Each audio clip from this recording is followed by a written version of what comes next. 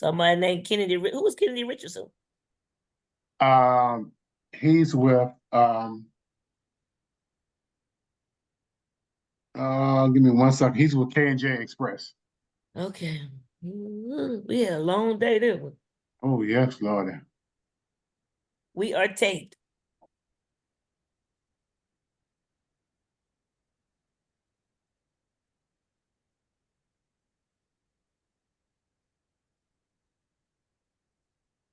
He's back up.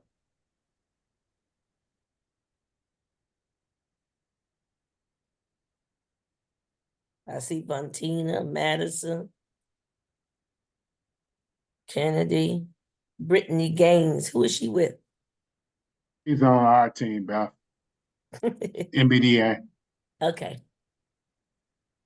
Ooh. I think the date is wrong. The date 27? That's correct. That's 27. You know, it's been a long one. Travis Patterson. We're early, everyone. Mm-hmm.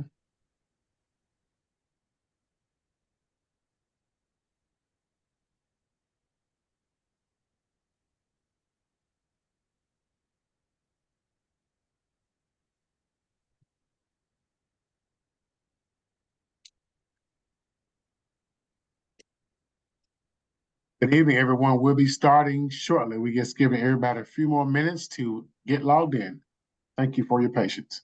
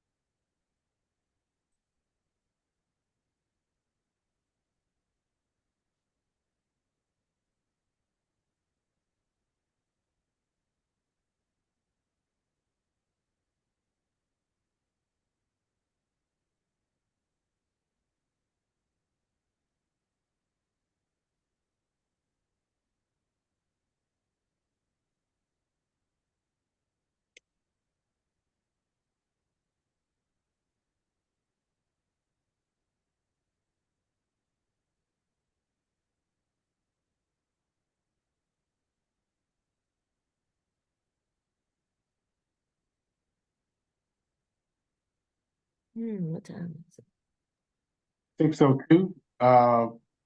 We'll be getting Give 'em- started, Beth, at 6:05. We'll give them three more Yes. minutes to log in.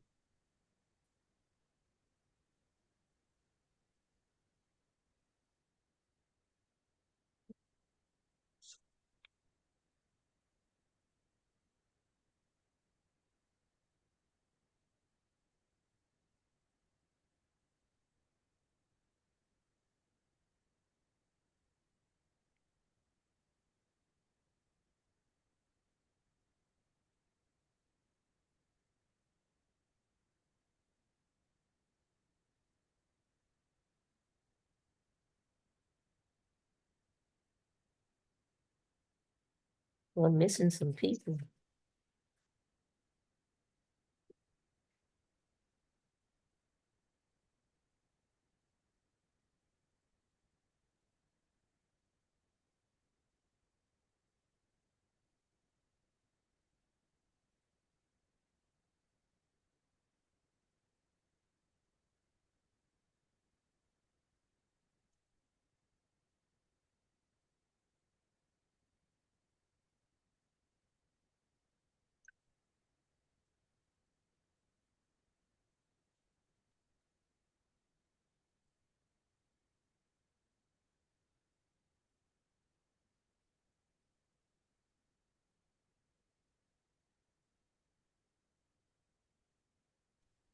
2 people. Hello.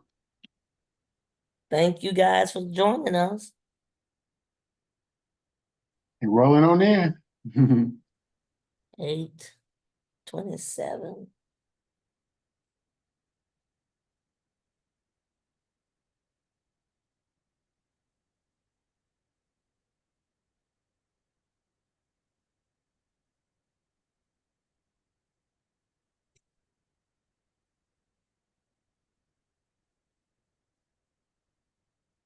Six of insurance and bonding.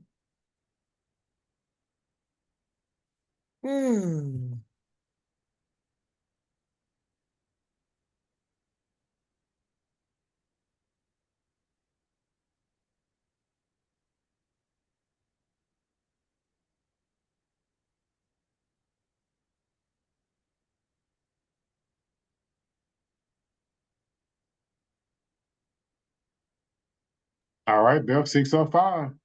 Let's go. Okay. Good evening, everyone. Welcome to the Memphis Bonding Education Program.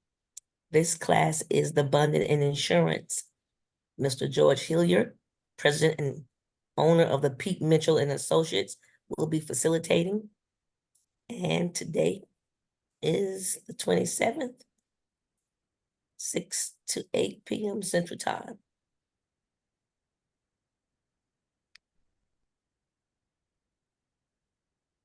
I'm Beth Barner, Project Director, the MSA, SBTRC. We have Mr. Cedric Hamilton, Director, Business Development, Tennessee MBDA. Mr. George Hilliard will be presenting insurance and bonding, questions and answer, homework assignment, and our closing. And Mr. Cedric will take over now. Good evening, everyone. Give me one brief second. I'm going to share my screen, opening slide. Let's see, I got to close this.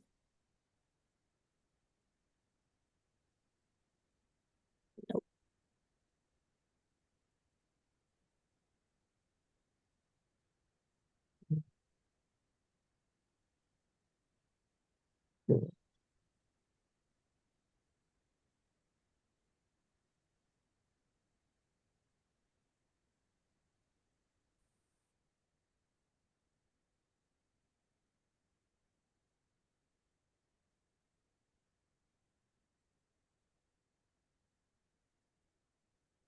Good evening, everyone. You should be able to see my screen now. Once again, this is Bonding and Insurance class. Presenters, Mr. George Hilliard. And this screen, you will see all of our BEP 2024 stakeholders. We have the Department of Transportation, the MMBC Continuum, MBDA, MAMCA, Black Business Association, Shelby County Government, MATA, Memphis Shelby County Airport Authority, Memphis Shelby County Schools, Turner Construction, MLGNW, and the Tennessee Department of Transportation. Let's just go over quick housekeeping rules. Please join the class on time. Please keep your camera on during each class. If you need to step away for a moment, just drop a quick message in the chat. If you do not have your camera on, you will be removed from the class and placed back in the waiting room. Once again, please mute your microphone during class unless you are speaking. Please take notes and drop all questions once again in the chat, which will be monitored by me and one of my colleagues. And last but not least, please submit all homework assignments by or before the due date. At this time, I'm going to go ahead and turn it back over to Beth so we can get ready for Mr. George Hilliard.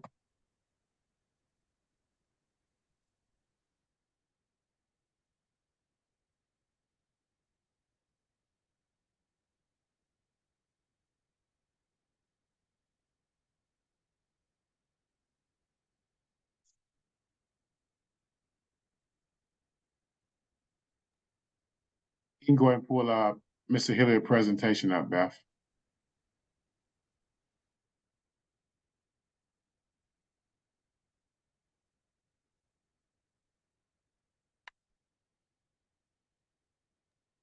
You're muted, Beth. I can't hear you.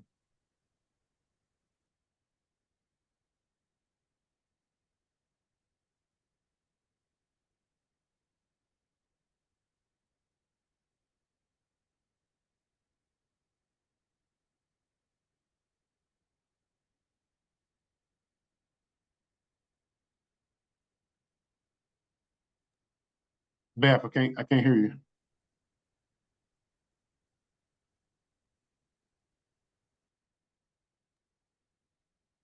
Same time, let me go ahead and I'm gonna pull your slides up. George, give me 1 second. Okay, okay.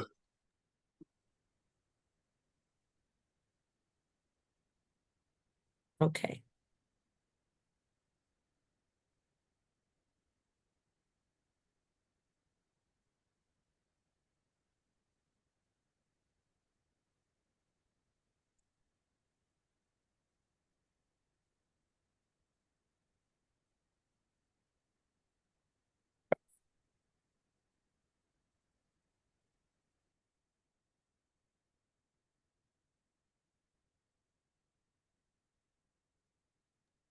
All righty, everybody ready for our great presenter tonight? You're in for a treat. Mr. George Hilliard, with Pete Mitchell and Associates Incorporated. Well, when someone say a great presentation, I automatically, oh wow. The expectations probably been set a little bit higher than they may need to be. But I want to say I appreciate this opportunity, and I want to say welcome to everyone. I definitely always, anytime I get an invitation to participate in an initiative like this, I always feel, I just feel special because this is a great initiative. If I had an opportunity to work with MMBC for years and years, and also as BEP and her organization on these type of initiatives. And I want to congratulate you or commend you for taking the time to participate in this great program.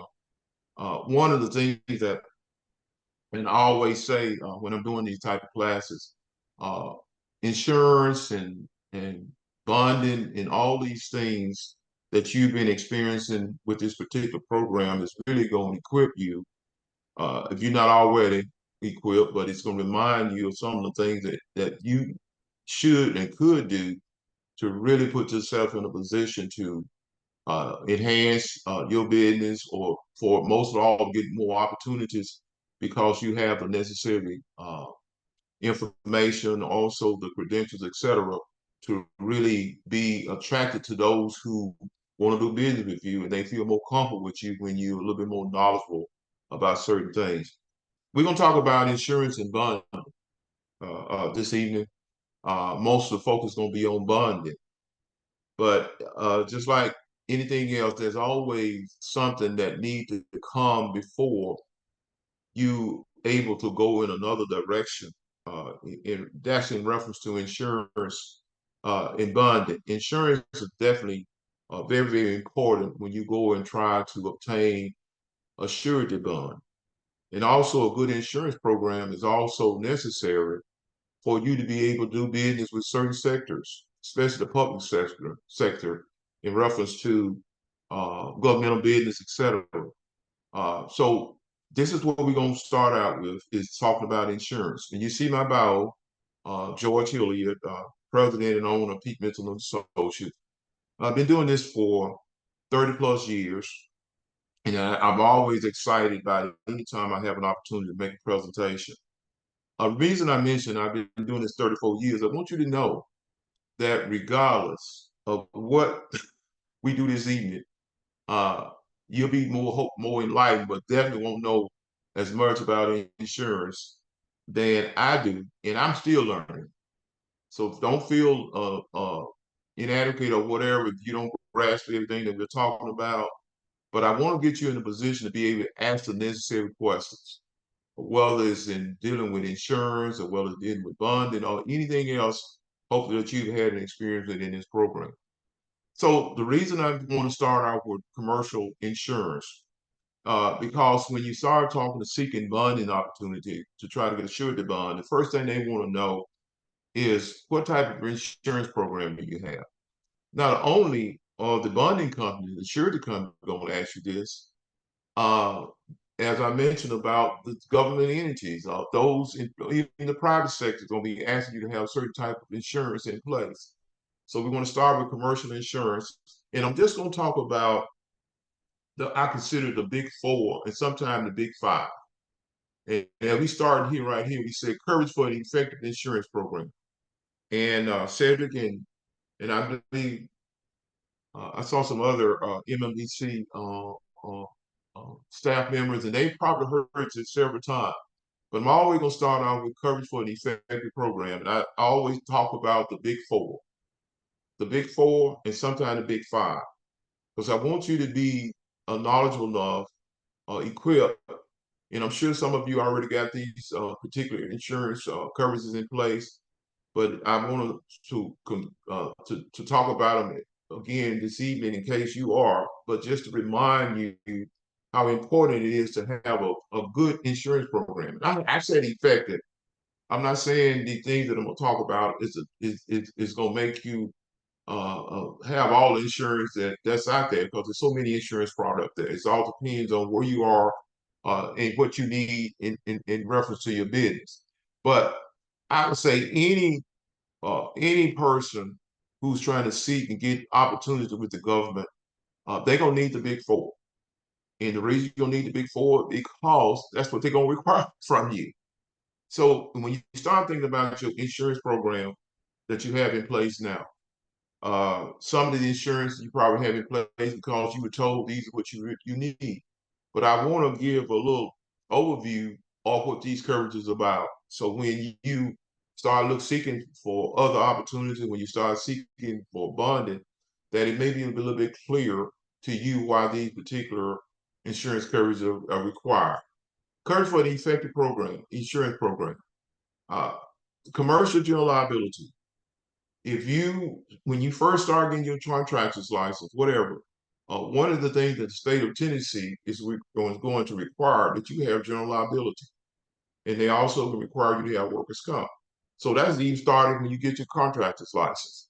So commercial general liability, just what it says when you see the word liability, all four of these items are liability. What it means is something that you're legally liable for. And these particular coverages protect you from those things, from the lawsuits, etc., unless it's an intentional act. But if it's something that you're just negligent on or whatever, these insurances, these coverages respond to those type of situations. And again, the government entities the public sector is going to require you to have these particular coverages. So commercial general liability, I have a check there, excess or umbrella liability, commercial automobile liability, and workers' compensation and employer liability. That's what I call the big four. We can go to the next slide. And I'm not saying this is all that's going to make you more effective, but these are the other coverages here.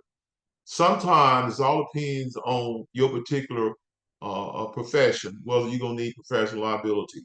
If you like me or Beth, I'm sure those who are providing consulting, who are providing counseling, you need professional liability, because we do business with several public sectors, entities, and we need professional liability, what we call it E&O. So if you're in the consultant of those type of, lawyer or real estate professional, those type of things, you're gonna need professional liability. I didn't check that because it's not always relevant or preferred, required. But the other three items here, this is really to protect you or protect your assets. The commercial automobile collision and comprehensive, that's basically in case you involved in an accident or someone steal your car, someone vandalize your vehicle. That's what that's for, and that's mainly for your own protection. These public sector, those government entities, they're really not that concerned about that. It's mainly about if you're doing business for them on behalf of them, they want to make sure that you have the proper coverage in case there is a situation that they could be liable for. The commercial property, that is so broad. When I say commercial property, that's building, personal business property, a lot of different things that fall under commercial property. And then you got your personnel coverages. This is what I call an effective insurance program. There's a lot of other insurance coverages out there, cyber, a lot of other things. But if you these are considered to be basic. The basic requirement that you need to have what I call an effective insurance program. But our main focus on this insurance, is really going to be talking about the big four. And I'm going to sort of walk through the coverages and what they protect you from. So the next slide, Ben, please. If you're going to do business with the public sector, and also when I said public, also if you're doing with the private sector, they're going to pretty much require the same thing.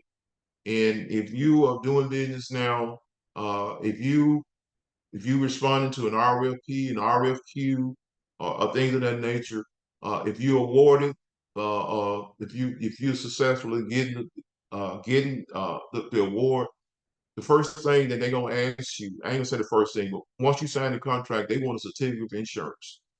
And my staff, we do probably 20 certificate of insurance on a daily basis, where people are asking for these in order for them to get paid or to get contract. So they're going to ask you what we call a COI, certificate of liability insurance.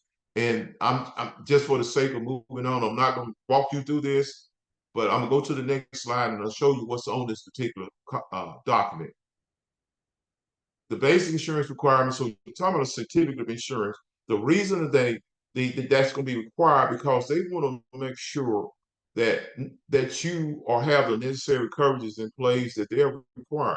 And the COI is what they're looking for. Certificate of insurance. They're not going to ask you to send the whole policy because they don't want all that paperwork. They just want to know that you have insurance, and they contact your insurance agent or your broker.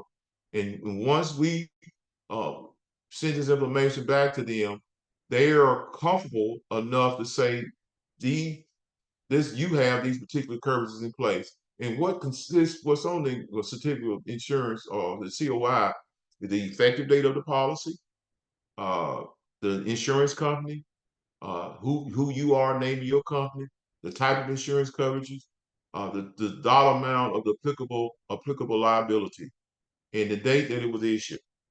And the issuing date is so important because you may get an insurance, you've been having it in place for 3 or 4 months. They want to make sure that that insurance is in place on the date of the COI. So the insurance date is so important. So these are the things that's involved in a COI, or certificate of insurance. And this is what the public sector, as well as the corporate or whoever that you're doing business, is going to ask for this particular certificate. Not only do they ask for it, but also you can have banks, your bank or whoever you have your loan with, they ask for the same type of information. So this is the key to you having the proper insurance in place, because once you say you have it, they want proof that you have it. This is what the certificate of insurance is about. Next slide, Ben. Now, I'm gonna briefly go over these particular coverages. I always say, if you pay for something, you should understand what you're paying for. I'm just gonna give a very brief overview of the commercial general liability policy and all the big fours, as I stated. And it may be enlightening if you're not already that familiar. If you like me, if I was not in the insurance business, I probably wouldn't know this information. I just want to know, do I have the insurance that I'm required to have? But it's important for you to understand that you do these particular coverages in case there is a situation, and you know that you have the necessary protection in place. So we have, commercial general liability. Remember, if you're in business, the first thing that you're going to be asked for, and again, if you get contractor's license, it's commercial general liability. And remember, the liability come from the word liable, which means what you are legally liable for. So all the items we'll talk about is liability. So the commercial general liability is mainly for sort of like the slips and falls, or if you sell a product and someone gets sick. So I'm gonna just walk through them real briefly. What we have is premises in operation, which means that if you have you're working in that space that you're working in, and someone come along and get hurt, or if you have a building that you're working out of, someone come there and they get hurt, some fall on them, they trip and fall over something. So that's why you call it premises in operation. It doesn't necessarily mean that you have to have a storefront or have to have a building. If you're working at Memphis Gas and Water, and you and your team or working in a particular area, someone come along and they slip on a ladder or whatever, you're liable, but Mr. Like Gas and Water is liable. And this is why they're requiring you to have this insurance in play, so they won't be necessarily have to pay for that particular situation. Products and completed operation. This is mainly for like plumbers, restaurants, and the completed operation means that you've actually completed an operation. Something goes wrong after you completed it. Restaurant, if you sell some food, they take it home, someone gets sick. You've completed, you've sold it, they paid for it, but something goes wrong after they leave your premises. That's what we call completed operation. What I mean by plumbers or someone like that, they install a water heater. They install it, they leave. 2 or 3 days later, there's a problem. It's leaking, the ceiling is falling in, the floors are damaged. That it has been completed. That person left it and walked away. So that's a one of the coverages that you have under this particular policy. Personal and advertising injury. This is mainly for slander, libel, uh, and what I mean by this now, it's not for intentional acts. Now, you say something about someone and you really think what you're saying is correct, but it's not correct. Someone sues you. That's what we call slander. Libel, you put it on right, you put it in writing. You didn't do it intentionally. You just felt that there was a way for you to maybe get an advantage, but you didn't do it because it was not correct. It was not a lie. But if someone say, okay, you misrepresented me, you this that, if you didn't do it intentionally and you didn't do it to really just for out of malice or whatever, that's coverage for that. Medical payment is what we call a goodwill payment. That's sort of what the insurance company, and now don't have to be a lawsuit.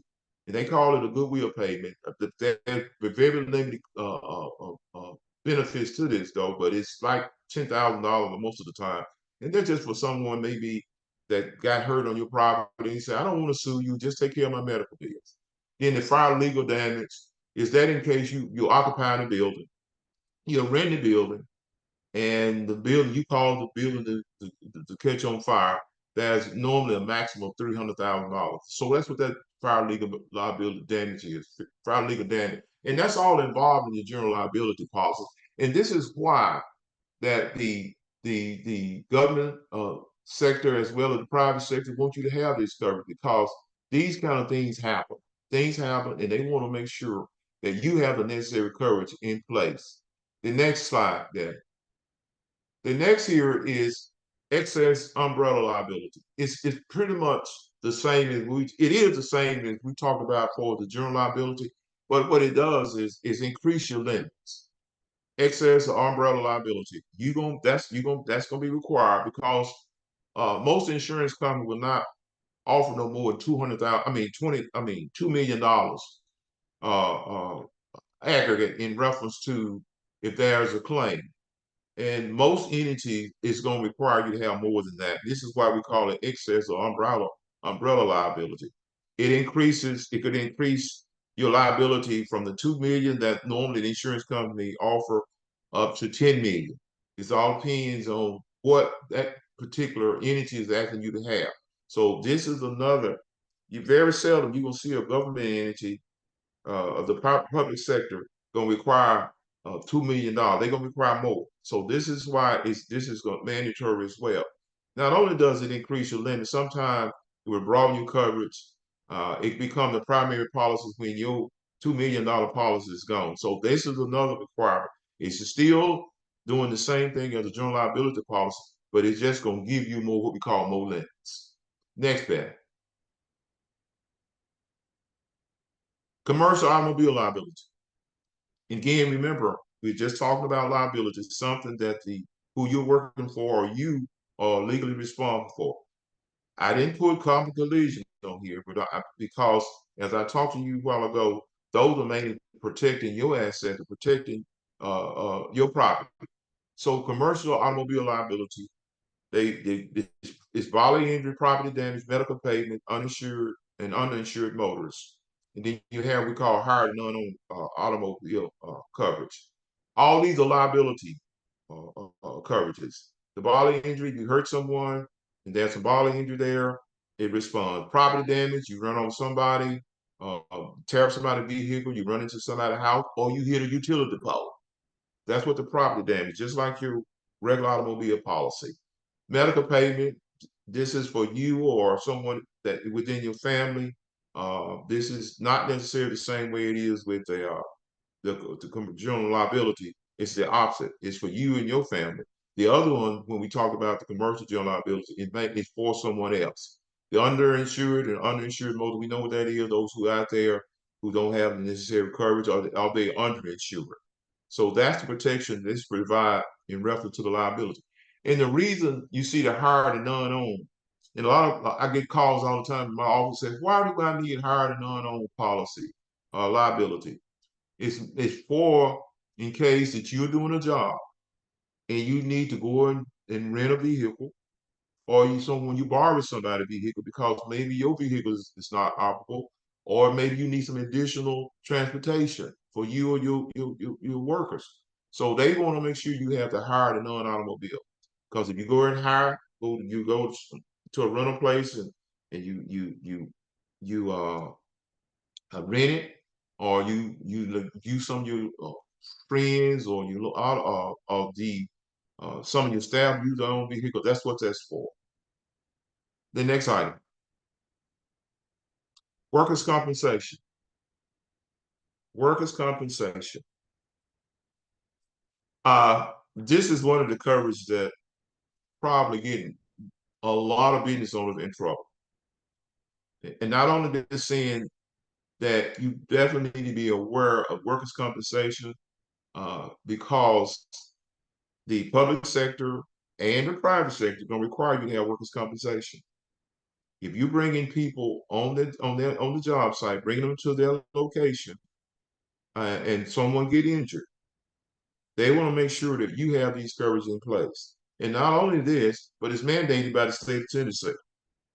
If you have more than 5 employees, everyone is required to have workers' compensation. If you are in the construction industry and you tear stuff down, you build stuff, you do that, you don't have to have any employees, but they mean 1 plus.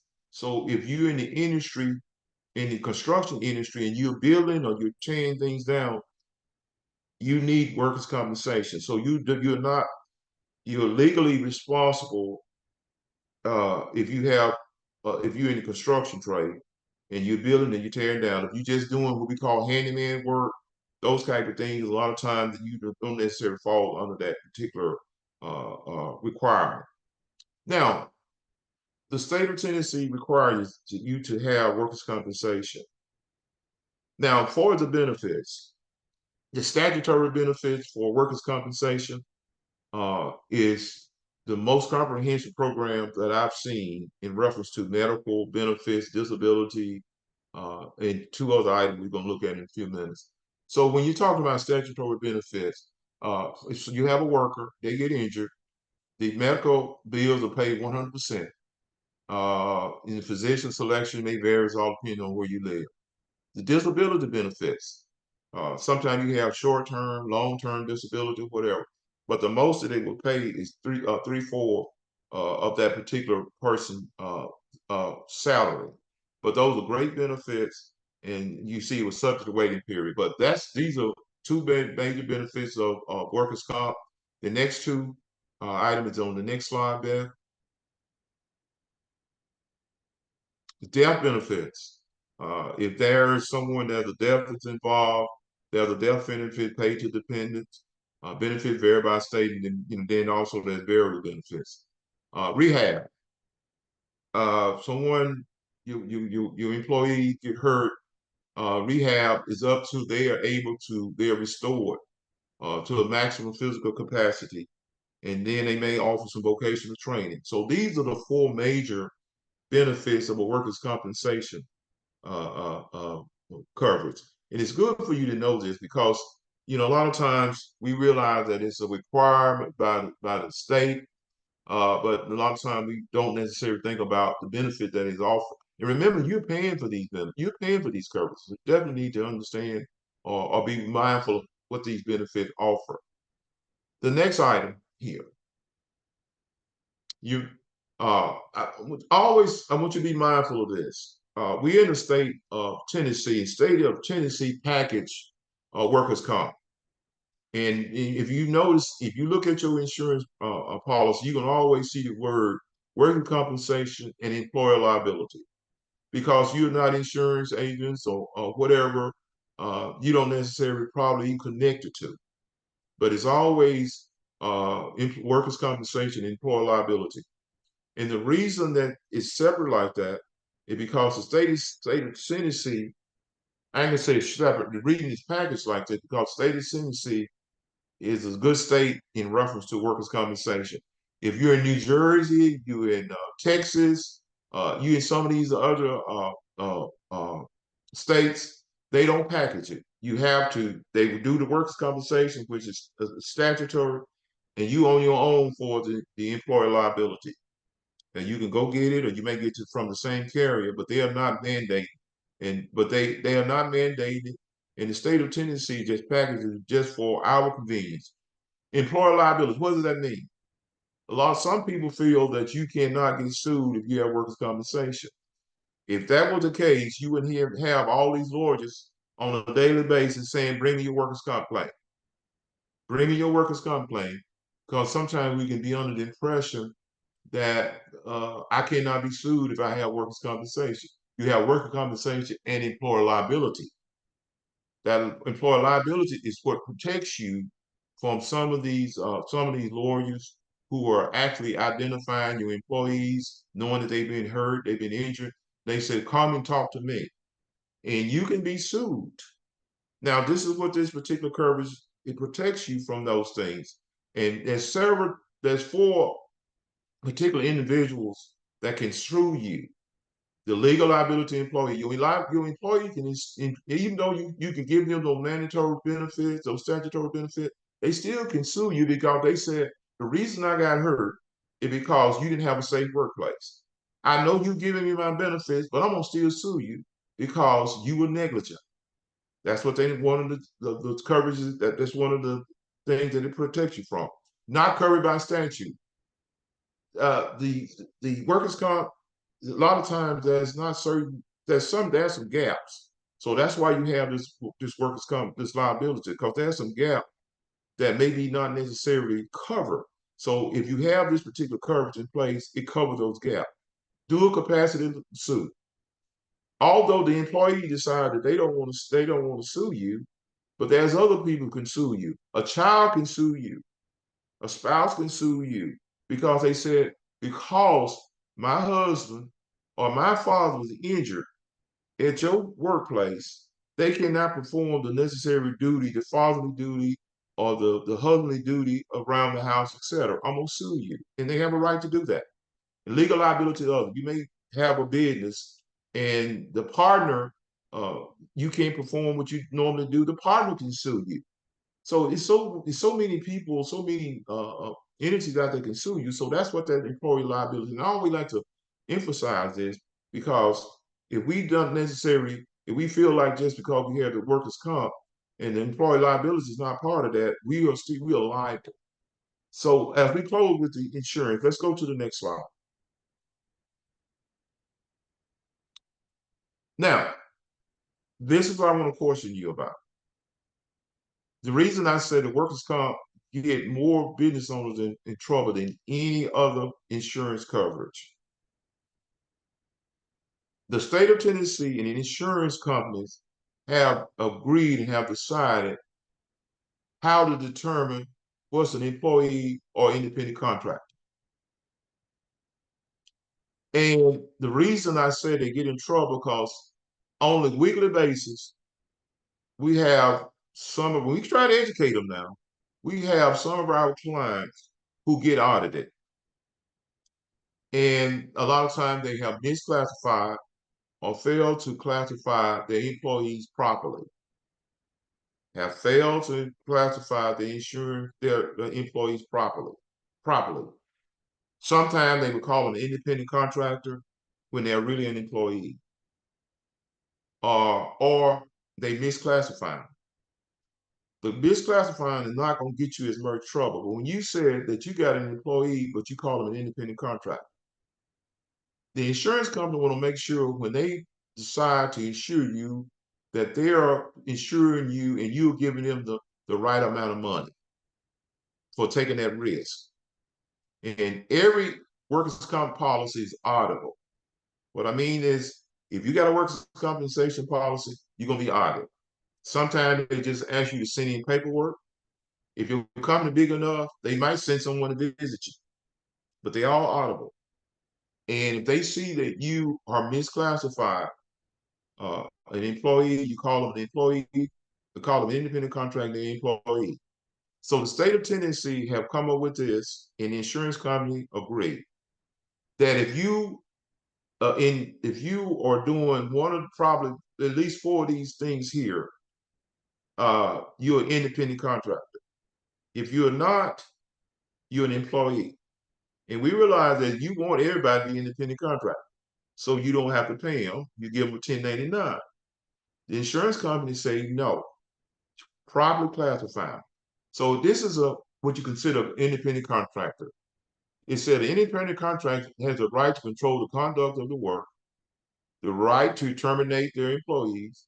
They got a right to ask for the type of payment and how they want it, the freedom to select and hire helpers, the furnishing of tools and equipment, self-scheduling of working hours, the freedom to offer service to other entities. Now, if you have someone that you consider to be an independent contractor and you provide them tools, uh, I always joke about this. You go and pick them up, you feed them, you do all these kind of things, you give them the tools, you do everything. They are not independent contractors. And I'm being a little bit sarcastic here. But this is where I see so many people get in trouble because they're misclassified or they fail to classify independent contractor versus an employee. And they get those audits, sometimes they're 10, 12, $50,000. So you are shut down. You cannot operate because you can't go and go to another agent and go to another insurance company and get insurance. That doesn't happen in this particular area in reference to workers' compensation. So I want you to be very conscious of this because that's where I see so many challenges, and I've seen people like to go out of business because they cannot pay that off. The next item there, closing out on insurance. The one I mentioned about professional liability. Remember, I said if you offering advice, you consulting, you're doing those kind of things like I do, Beth and MBC, we all need professional liability. And what it does is protect the individual coming against liability incurred as a result of errors in omission in providing professional service. If you in those areas, if you have a company that you often those advice, they're going to ask you for professional liability. That's the reason I didn't check it. But if this is within what you're doing, you are required to have professional liability. And what it protects you from is negligent, misrepresentation, inaccurate advice. As long as you're not doing it intentionally. This is the doctors need this. The real estate agent, attorneys all need professional liability. So this is what I call, just went over the big four and sometimes the big five. It all depends on what you're doing. So this is what I consider to be an effective program in reference to trying to do business with the private sector as well as the public sector. These are pretty much mandatory. So when you start looking at your program, if you don't already have these covers in place, it is so important, it's so relevant if you talk about trying to get a bond. If you're trying to get a bond, the first thing they want to look at, do you have an adequate insurance program? That's why I started with this, but also I hope it's somewhat beneficial to you because if you're paying for these coverages, you really need to know uh, what they do for you, how they protect you. This is the part where we are. If there's any question, I'm sure that we have an opportunity to answer those. If you don't have anything in chat, we can entertain those at this time. But next, what we'll do is keep in mind an effective insurance program. This is not inclusive because there's so many other coverages out there that you would need. It depends on where your business is and what you're doing. Let's go to bonding.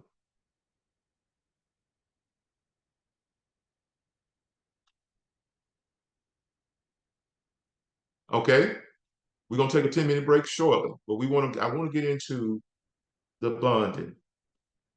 Keep in mind the purpose of this particular initiative, of this program, is trying to put you in a position or enable you to get surety bonding.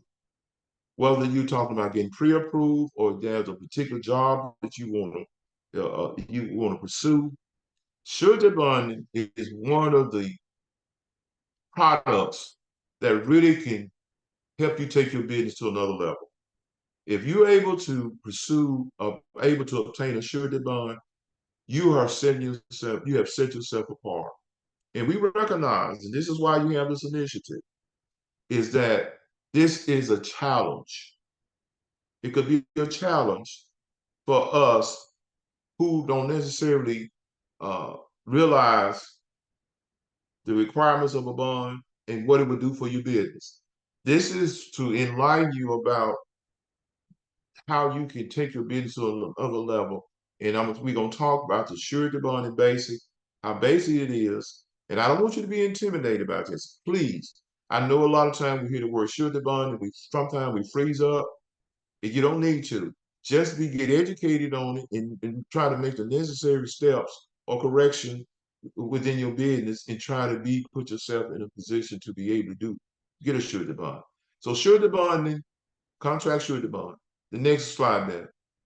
Now, after we do this bonding questionnaire, then we're gonna take a break. Now, as I mentioned, the reason I went over the insurance, although it's part of the curriculum here anyway, is to do the insurance. When someone comes to my office and call me, there's some questions that I ask because I know these questions are so important for the surety company. First of all, is how long have you been in business? And as we go through the pre-qualification process, you'll see why I'm asking this particular question. What is your business specialty? What is your niche? When you're talking about a bond, people, they don't want you all over the place. They want to make sure that you are capable and you have a particular area that you have the expertise in. If you just say, I can do everything, anything, that's probably a red flag. So what is your business specialty? The next one, do you currently have insurance? Do you currently have insurance for your business? If that's a no, that's stop right there. We stop right there because if a bonding company not even going to entertain you. Do you currently have insurance for your business? 4, have you ever filed bankruptcy? Have you ever filed bankruptcy? That is a major, major hurdle if you have filed bankruptcy. That's not the end of it, but that is a major hindrance. Number 5, have you pre-qualified, obtained a surety bond? A lot of us have not. A lot of us have then pursued it. A lot of us see a need for it, didn't even realize how important it is. But the key word here is pre-qualified. Pre-qualified. And this is what we're going to try to do with you this evening, is encourage you to get pre-qualified. There's no cost involved. There's no cost. You don't pay for a surety bond until you obtain it. So you can get pre-qualified for it. And that's what we're going to try and encourage you to do today. Next question. Next slide, I'm sorry. Here we go. This is the 6th question. What is the largest job you completed at any one time in the past? Have you had opportunity? This is not a killer. This is not a deal breaker here. But if you have you, how much was it? Which is number 7. What was the contract amount of your largest job? Was it profitable? Was it profitable? Did you just lose all kind of money? And the next question is, do you have a relationship with a bank? Why is that so important? We'll talk about that. Do you have a relationship with a bank? And number 9, do you have reference from either a past employer in your specialty or job your company has performed? Keep in mind, they are looking, when you start for surety bond, they're looking for experience. It's not always, do you have a company that you've been doing this for years, but if you have some experience and you have the decide you want to be an entrepreneur, you want to do it on your own, they look at past experience as that's major. So these are the 9 questions I'm pretty much going to ask you when you call me, not to scare you off, but to get us to start talking. So these are bonding, what I consider the bonding questionnaire. The next one, Beth, and then we're going to take our break. What is a surety bond? What is a surety bond? What is a surety bond? A surety bond is a contract between 3 parties. And I want you to keep in mind, a surety bond is more like a financial product. It's not an insurance product. It's more of a financial product. So I want you to think about that for a minute. It's more of a financial product because it's all based on how you manage your business affairs, how you manage your finance, how you manage your assets, etc. So what is a surety bond? It's a contract between 3 parties: the principal, obligee, and the surety company. The principal is the contractor. That's you. And the obligee is the person or the people that allow you to do work for them. You're the principal. The obligee is the government entity or the private sector, whoever decides to take a chance on you. And the surety company is the one that's going to guarantee that if you fail to complete the contract as agreed, they will indemnify, they will make the obligee, which is who you're doing the work for, whole. It's a 3-party contract: principal, contractor, obligee, who you're doing the job for, the surety company, who's going to guarantee. That's what a surety bond is. Next.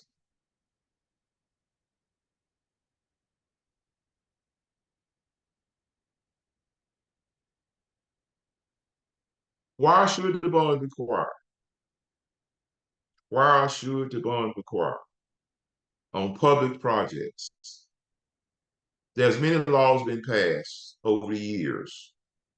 The Federal Act 1894, and what is it saying? Anytime you're using public money to pay someone for doing a construction over $100,000. So this act came about in 1894. The Miller Act in 1835.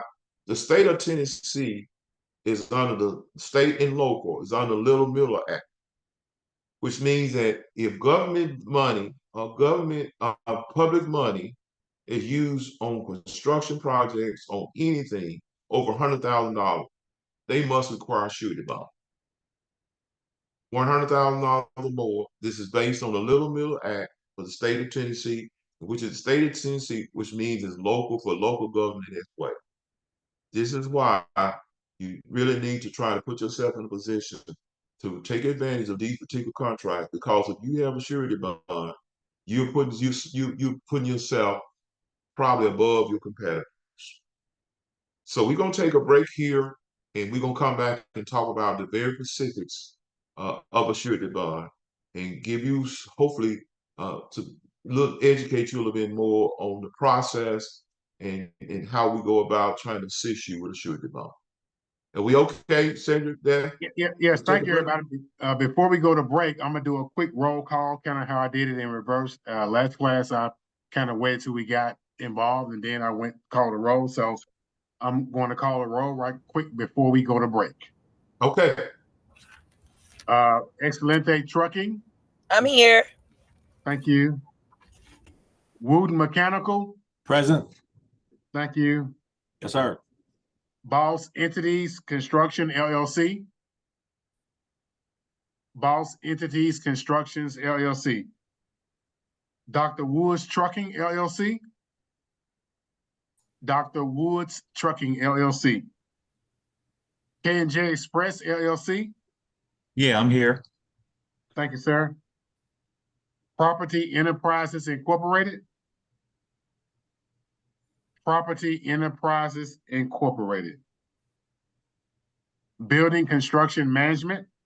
Brandy Aiden is here along with my associate Madison Faust. Thank you.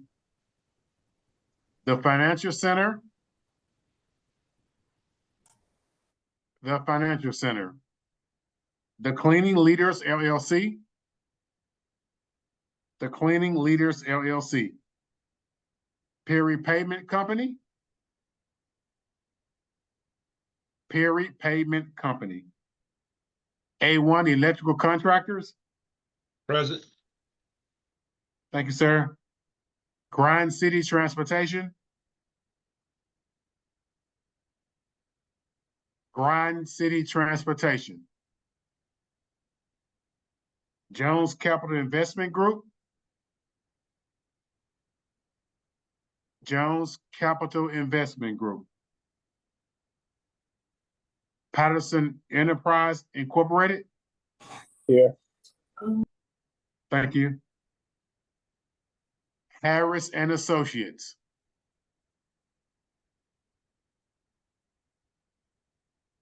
Harris and Associates.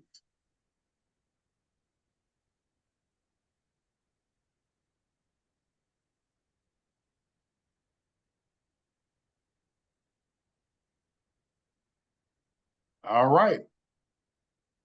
If we can go ahead and take our quick 10-minute break, we'll be back at 7:05. 7:05. Thank you.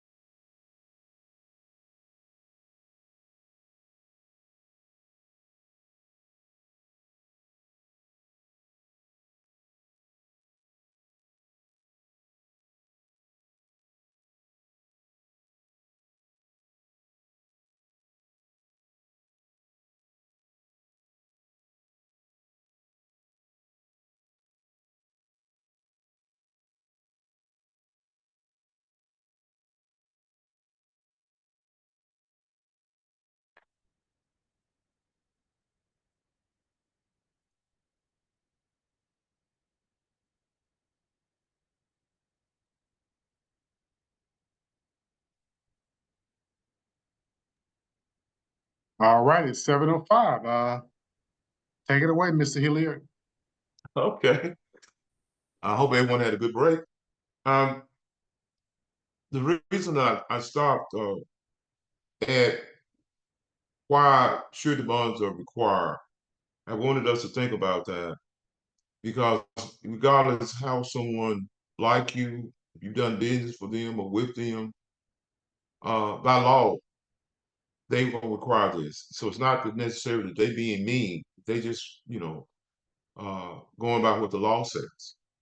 And the law is very strict on this because over the years there have been a lot of contractors who have defaulted, who were not able to fulfill their obligation.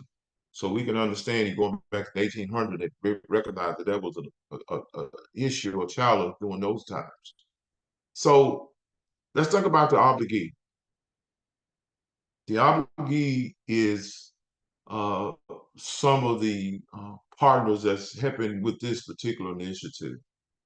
The city of Memphis, uh, Memphis Shelby County Airport, Shelby County government, Memphis Light Gas and Water, all those entities who want to do business with you. They want to do business with you. So let's think about them as obligees and how they have to be very responsible in reference to awarding you contracts, your contract. So again, the three parties are the principal, the obligee, and the surety company. Let's go to the next slide here. This is where we stopped. Next slide.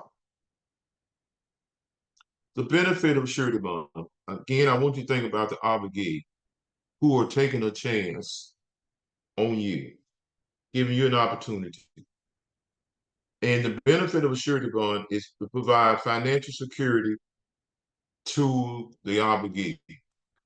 They recognize that if there's a surety bond that's been issued, that the surety company have done their due diligence to make sure or feel sure that you're worthy of them putting their company, their assets online for you. So they know all the necessary due diligence has been done.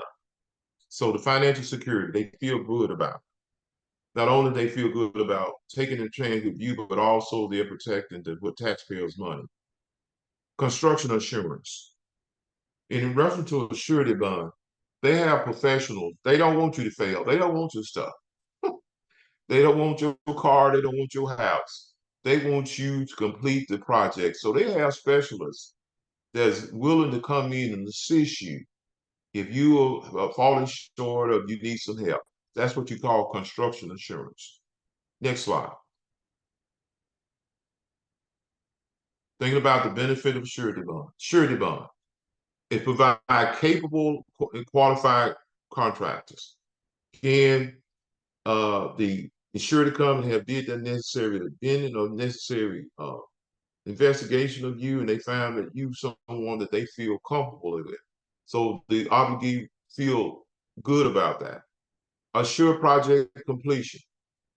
Now, someone said, how do you assure project completion?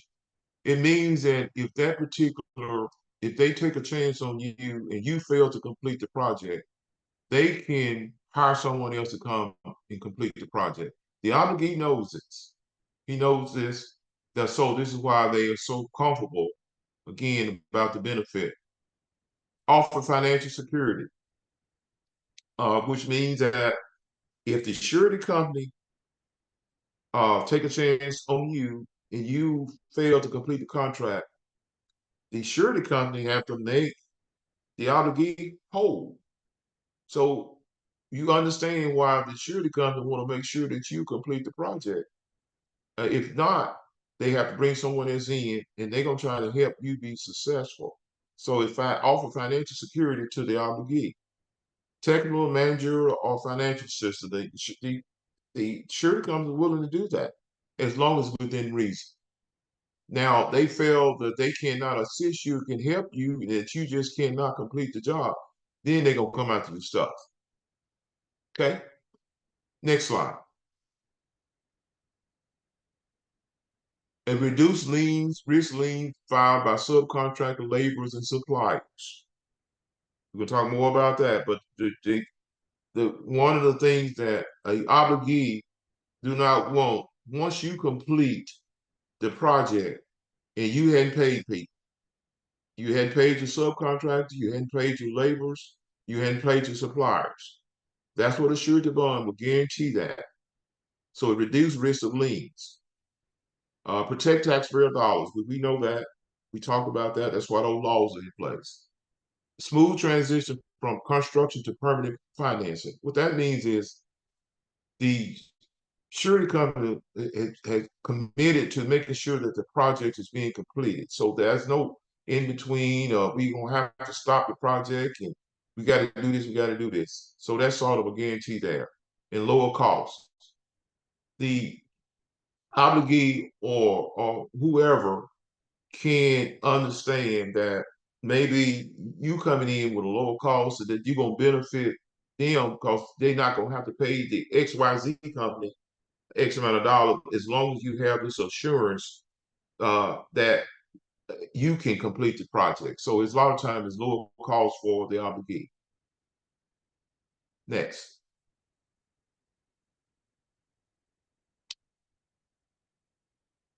You mentioned I talked about the difference in a it's more of a financial product than it is an insurance product. I'm just gonna go through this very quickly.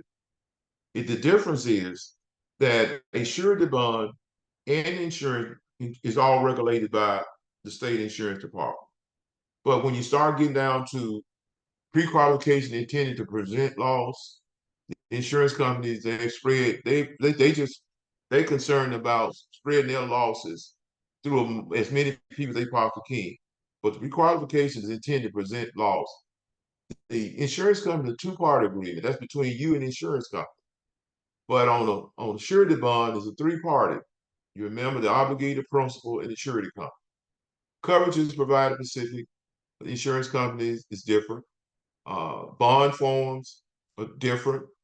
The surety bond cover 100% of the contract, whereas the insurance company is only going to pay for the policy limit and less the deductible. If it goes over that and you don't have the necessary coverage, you own your own. But a surety bond will cover you 100%. Claims should have the right to contract balance and indemnity from contractor, which he can come after you. If you fail to complete the job, they can come after your assets, etc. Which insurance company don't have, not able to do that. The bonds are required by law in public projects and voluntarily by private owners, where the insurance company is a little bit different. So I just wanted to mention that because I want you to think about when you're going out to surety bond, it's not insurance. You normally use the same type of insurance professional that you would when you get your insurance. There's not everybody's not going to be able to provide that for you. Now that's one thing that I'm glad that I am an independent agency where we have a little bit more latitude. We have a little bit more flexibility.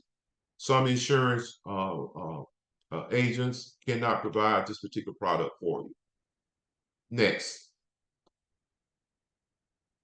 type of surety bonds. You might see this again. The type of surety bonds.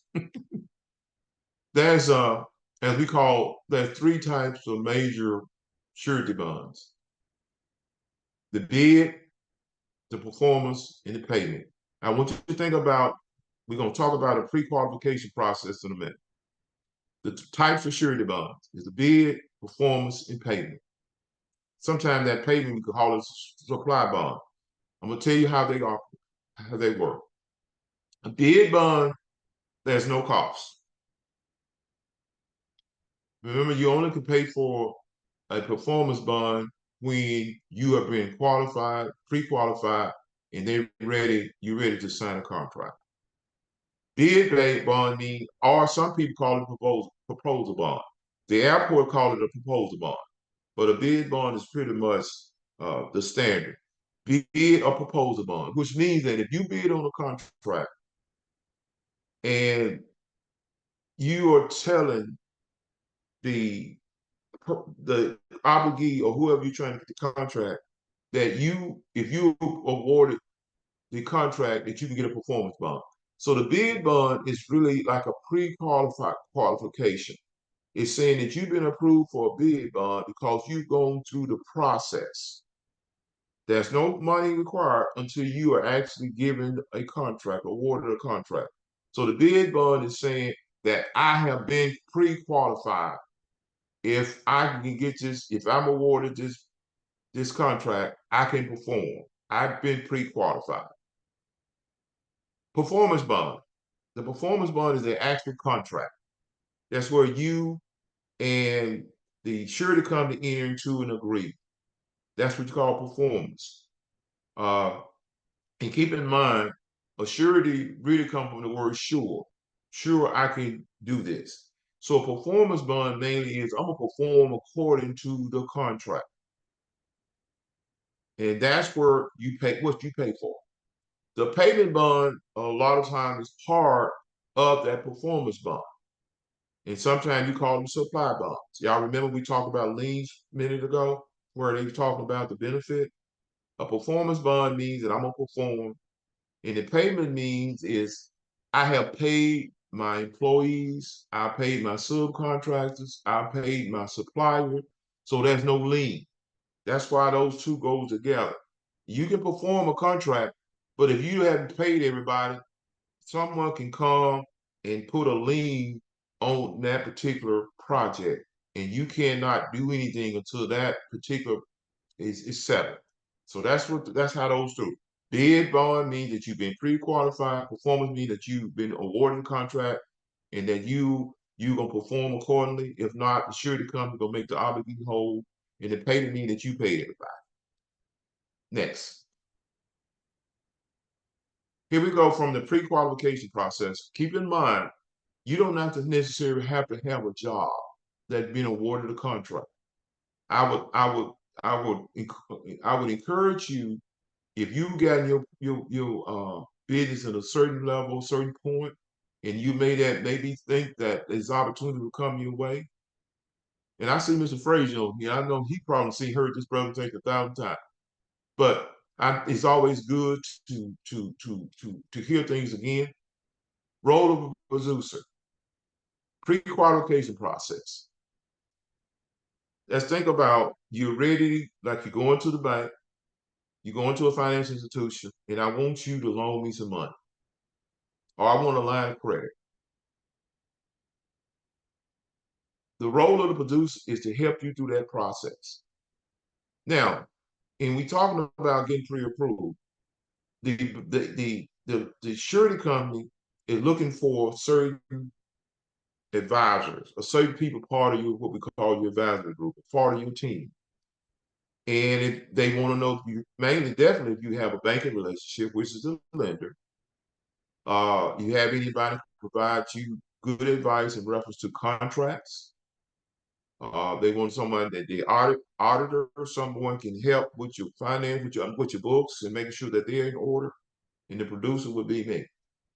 Now, these are what are considered to be part of your team. In insurance, the insurance company looking for these individuals. But if you don't have these in place, don't be so concerned about that, because there are some ways where you can grow into this. So then you have the surety company who's looking for this advisory group or this team. Next.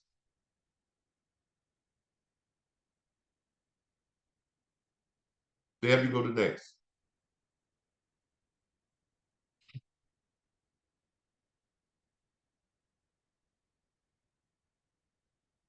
Pre-qualification. Remember, we're still in the pre-qualification stage. Surety company relates success to the 3 C's. When you're talking about banks, the bank have that 5 C's, but the surety company relates success to the 3 C's. This is so significant. It is so significant.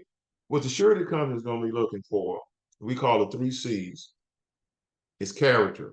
Do you do what you say you're going to do? Do you pay people? Are you someone that's trustworthy? The one other one is capacity. Are you capable? Are you able? Do you have the necessary equipment? Do you have the necessary people to perform the job? And normally when you talk about capacity, they want to know, how many, your experience level. Can you do this? Do you have the experience? And then the capital. This is talking about credit, cash, collateral. They want to know that you can indemnify them in case you fail to complete the contract. So they want to know, what can I come and get? Okay, so the 3 C's: character, capacity, and capital. That's what the surety company looking. Again, remember, you go to the bank, they looking for 5 C's. But we ain't talking about banking now. We just talking about surety. Next, pre-qualification. The surety companies are looking at these 1, 2, 3, 4, 5, 6, mainly these 6 items here. Your financial statements.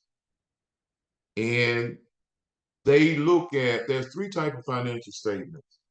You got what we call it an audit, then you call it review, then your compilation. The best statement and what they really want is an audit statement, which means that someone outside of your organization have audited your finance. The other one is a review, which means that that's internal, but they want to see your banking information, maybe your profit and loss statements, all those type of things. And that's internal. And they feel comfortable that you have reviewed and you provided them the necessary information about your financial situation. The compilation is really mainly like QuickBooks or something like that, where they're not really comfortable with it, but sometimes they'll go along with it based on who you are, your credit, and your experience. But the best one is an audit. Then your capacity, we just talked about that a while ago when you're talking about these. Can you do the job? Do you have the peoples in place? What level of management do you have? Organization. Again, how you organize? Do you have processes and procedures in place? Are you organized to the point where you can get the job done in a timely manner? References. Do you have credit references? We gonna go to credit history. Do you have someone you've done work for? Do you have subcontractors who have done work with you before? And they can say, well, he paid me on time. He's very efficient. He's very organized. References, credit history. How's your credit? Do you pay people? Or do you have defaulted on certain things? Do you have charge-offs? Those kind of things. In the banking relationship, they really like this idea that you have someone that you can call your banker, that you have a relationship with, that maybe you establish a line of credit, etc. So these are what we call the pre-qualifications they look at. Now, by no means that I'm saying all this has to be perfect, guys. I don't want you to feel like I don't want you intimidated by any of this. But these are the things that they look at in reference to pre-qualification. And we recognize that if you haven't been in business that long, and there's certain things that you might not be there yet. But don't get intimidated by this. Next, Beth. The financial statement. They look at, again, this is depend, but these are the kind of things that they're looking for as part of your financial statement. Cash flow statement, balance sheet, opinion page, income statement, accounts, schedules, etc. Don't get intimidated by this. It's just mainly what they are looking for. But they may not always be there, but they really just want a good feel about how you manage your finance. Next.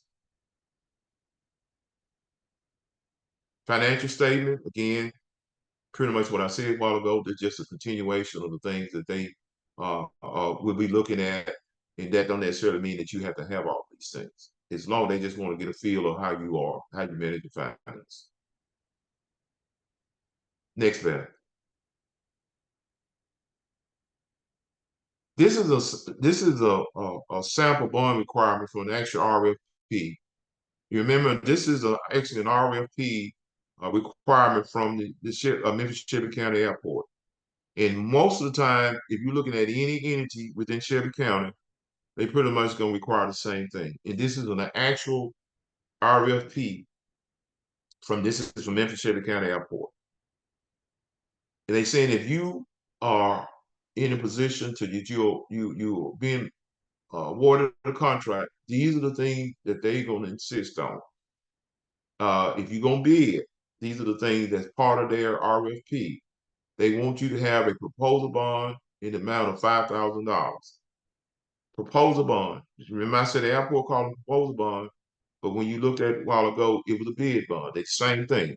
They want you to be able, and again, there's no cost. You just been pre-qualified. A performance bond in the amount equal to the cost of the contract. That's what a performance is. All the whole contract. The whole contract. If it's $100,000 contract, that's what you need a performance bond for. Then they want to make sure that the surety company is rated A- or better, or size of a 7 or higher. This is something that they definitely looking for, and also approved, authorized by the United States Department of Treasury, and authorized to provide surety bonds in Tennessee. This is how you have to be very careful with this. I've seen this and I'm actually sort of a consultant for the airport where I help making sure that these surety bonds meet the requirements for the Shelby County Airport. So a lot of times you can get awarded a contract and you can go find a surety company who may do bond, but that don't necessarily they meet the requirements for this entity that you're trying to get to that's been awarded that you've been awarded the contract.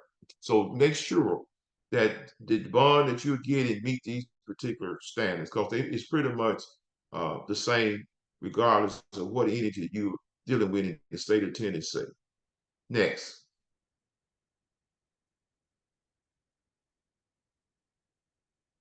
That's a continuation of the surety company. The performance bond must be submitted on a certain type of paper. The cashier check will not be accepted in lieu of a performance bond. There are some entities, and I don't know if we have them in Shelby County or not, but there's sometimes people will accept a cashier's check, and we got this spelled wrong. Cashier's check will not accept it. They don't want a cashier's check. They want to make sure that you've been approved by a surety company before they will award you that bid. So this is actually a documented requirement from Memphis Shelby County Airport. Next. Cost of a surety bond. Cost of a surety bond. You remember we just talked about this? A bid bond, there's no charge. If the performance and payment bond are required, there's no charge. You go through a pre-qualification process. Only somebody that's really doing the work is your producer. But you don't, if you can provide the information, you can do all those kind of things. There's nothing that you need to pay unless you awarded a contract. And the performance bond is the guarantee, this is the contract. And the price can range from 0.5% all the way to 3%. It could go to 5 or 6. But I always caution people, if it's more than 3%, you probably need to really rethink it because you may be losing money. I've seen people go with a 5% to 6%, but most of the time doesn't work out well. It doesn't work out well. So what we mean by, let's use an example. If you get a $100,000 contract and you've been awarded, you've been pre-approved for the performance bond, and they saying they charge you 3%. If $100,000, that's $3,000. And believe it, that's the best money you could ever spend. But again, you got to be very conscious of how what kind of profit margin you're looking for. You don't want to pay for a performance bond and you lose money.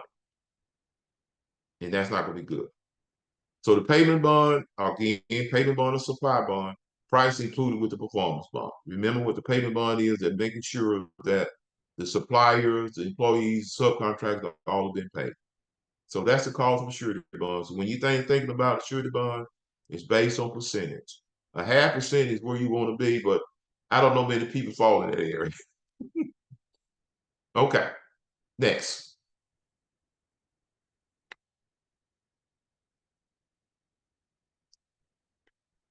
Surety bond. Now, let's go back to why the surety companies are so particular about what they do. Okay. So if you awarded a contract or an opportunity, there's going to be someone who's going to verify that the bond meets the owner requirement. And another thing is what the surety company want. They're going to want you to sign personally, you and your spouse. Keep in mind how they're watching, how they go about making sure that they have the right people, that they're taking the right chance on certain people. Be prepared to sign an indemnity agreement. You will have to sign personally. I hadn't seen not one surety company say no that you don't have to sign. So you have your business, you might qualify, but they still want you to sign an indemnity agreement in case you fail. They want you I don't want to scare you, but they want you to sign an indemnity agreement saying if your company failed to perform according to contract, we want you to make us whole.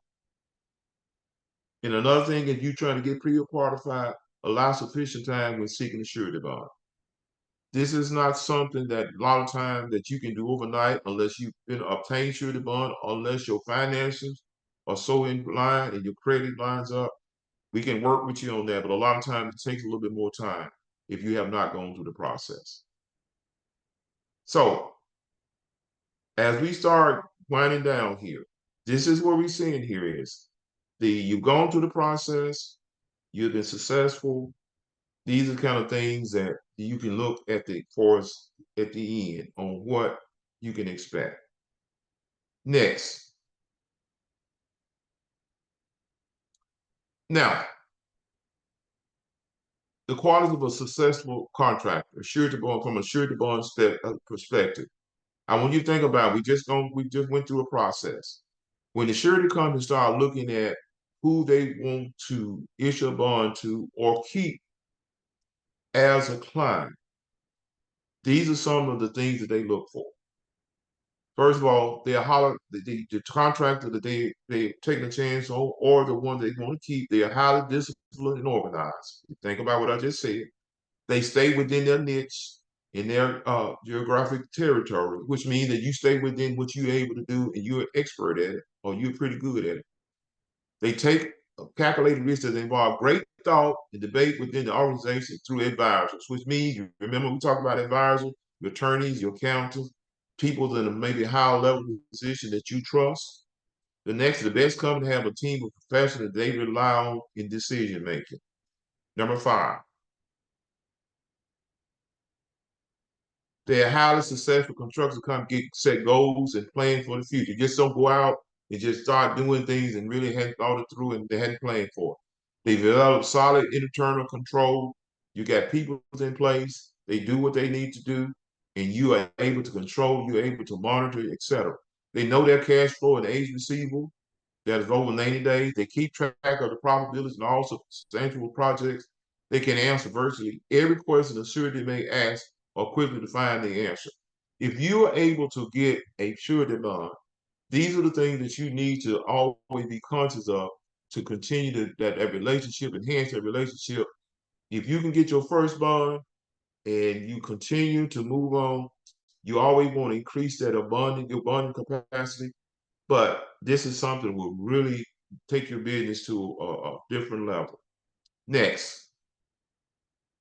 Now, there are some programs out here that if you're a startup, I'm not going to say startup, but if you have not had a bonding experience and you never had an opportunity to have a bond, there are some programs. We have programs within out that we have insurance company what we call a fast track bonding program. Then we have an emergency contractor bonding program. What this is, they pre-qualify you for $300,000.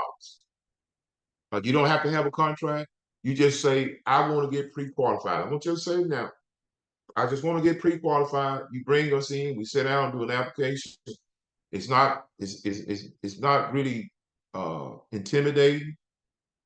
And the surety bond fast track emergency contract program requirement. Let me tell you, if you want to do this, we welcome this, but I want to talk about requirements.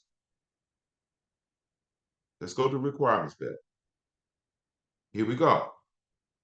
Again, I didn't want you to be intimidated. If you are just getting in business, or you feel like one day that you want to pursue a surety bond, you want to get pre-qualified, do not be intimidated about this. But here they looking, when we talk about the surety bond requirements of the $300,000, and we can just pretty much get you pre-approved if you have certain things in place. The company been in business at least 12 months. You have at least 5 years prior construction experience, former or higher. You don't necessarily have to have your company that long, as long as you have some experience. Prior to currently come into company is less than 5 years old. Total personal debt outstanding, you make sure that your debt ratio is in order. If not, start working toward that. Next, no more than 3 late payment of 45 days or less within the last year. No payment late of more than 60 days. No lien past due suits, judgment or bankruptcy filing. No more than 5 credit checks in the previous month.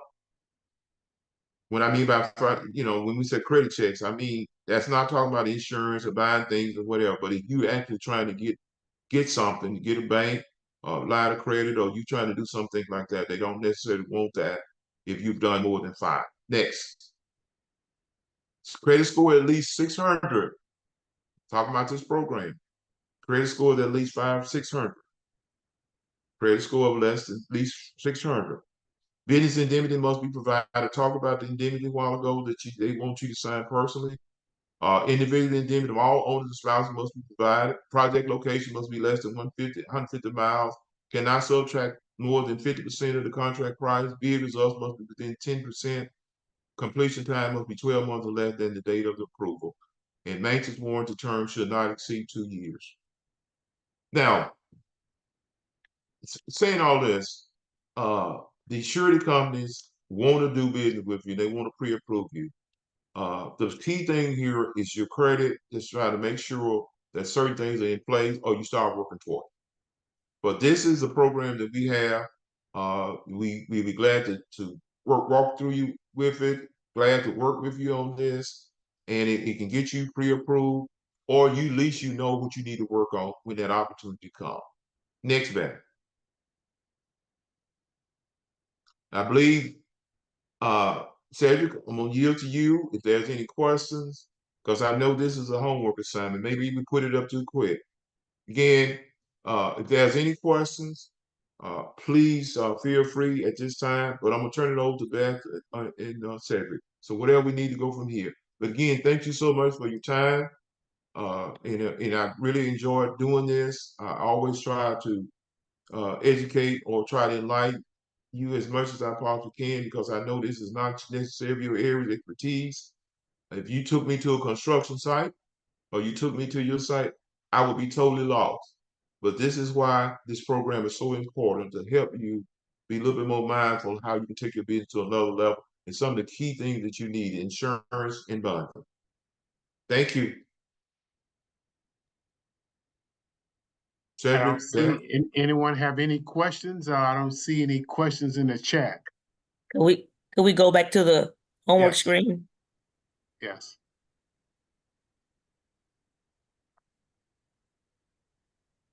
These are the homework questions.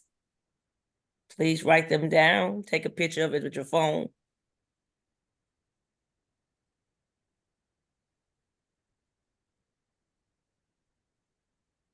One, what is a surety bond? 2, name 3 types of surety bonds. What does each one assure, rather? Name 3 professions that should be part of your advisory team when, I can't see that P word, surety bond. pursuing. Yes, and you read number 4. I can't see it all. It said, under which situation can joint venture help you be more successful in obtaining a surety bond? Mm-hmm. Now, I believe you're gonna have an attorney that will be speaking to you concerning joint ventures. So I want you to listen real attentive. Under which situation can joint ventures help you be more successful in obtaining a surety bond? I want to give you a hint here. The surety bond, when you're trying to get pre-qualified or whatever, it's not always just like the bank. The bank said if you don't have if you don't line up, you don't meet all the blocks, the checks, we can't do business with you. But the surety company, you can get pretty creative. You can necessarily might be not as strong in a certain area. You can bring someone else in that maybe can fill that gap. Okay, so that's what that means right here. So there's some situations where you might not necessarily be strong in certain areas, but you can bring someone that's in that's going to take on that role to cover that gap that the insurance company may be comfortable with. Okay. Any questions? I don't see no questions in the chat. Okay, thank you. And give me 1 second, Beth. I'm gonna stop sharing. I'm gonna reshare. I'm gonna pull up the closing slide. Give me 1 second here.